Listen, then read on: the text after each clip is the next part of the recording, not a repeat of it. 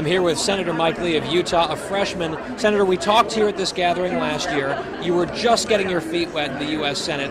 What are some of the big top-line lessons that you've learned in the last year plus serving in the United States Senate? Never raise the debt limit without putting in place permanent structural spending reform, or else you'll get a downgrade. That's what happened to us in August. I made that prediction.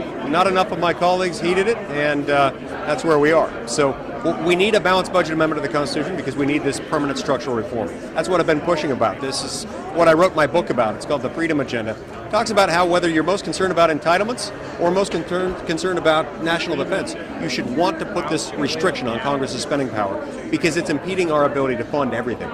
And what's the best mechanism to do that, in your view? If you could wave a wand, which obviously is really tough in the U.S. Senate, what would you do? You simply raise the vote threshold from a simple majority to a supermajority, a two-thirds simple majority, to raise the debt limit or to spend more than 18% of gross domestic product, or to raise taxes. If you do those things, it becomes a lot more difficult for Congress to expand inexorably until it occupies everything.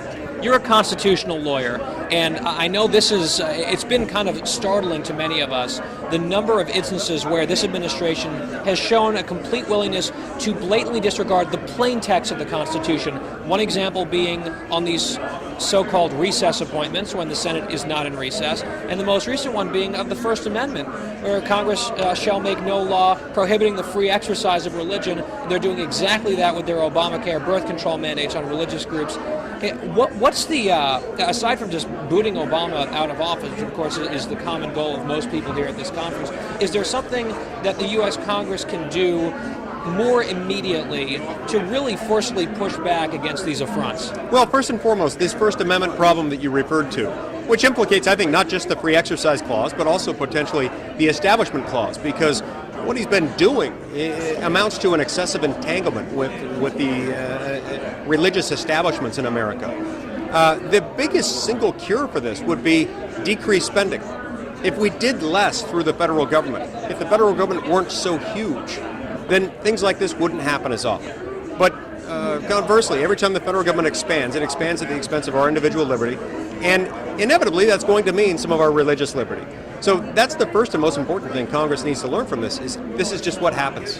When Godzilla steps on your house, it's not because he hates you. It's because your house is there and he's Godzilla and he doesn't care that your house is there. The federal government, when it expands, it tramples on things, including our rights. You're from Utah, obviously. You won as an insurgent upstart conservative against an incumbent Republican senator. I'm not sure how much you want to comment on the Senate race going on in 2012 in your home state, but kind of somewhat of a similar dynamic, a long-time entrenched Republican who is the incumbent seeking re-election. There have been all sorts of stories about a younger up-and-comer who's nipping at his heels, maybe looking to supplant him. Are you taking a neutral stance? Look, I've got two good friends in this race, and one of them is Orrin Hatch, another one is Dan Lillenquist, actually three good friends, I should say. Another is Chris Herrod. I like these people. I'm going to stay out of this race. I was a challenger in the 2010 election cycle. I felt the pain associated with having lots of incumbents team up around each other at the expense of challengers. And I decided that, at least in my home state, I don't want to be one of those people who teams up around incumbents. And I enjoy working with Senator Hatch. I'll continue to work with him and enjoy it if he's reelected. If someone else wins, I'll be happy to work with whoever that is. Senator, it's great to see you again. Thanks for stopping by. Thank you. Thanks for watching.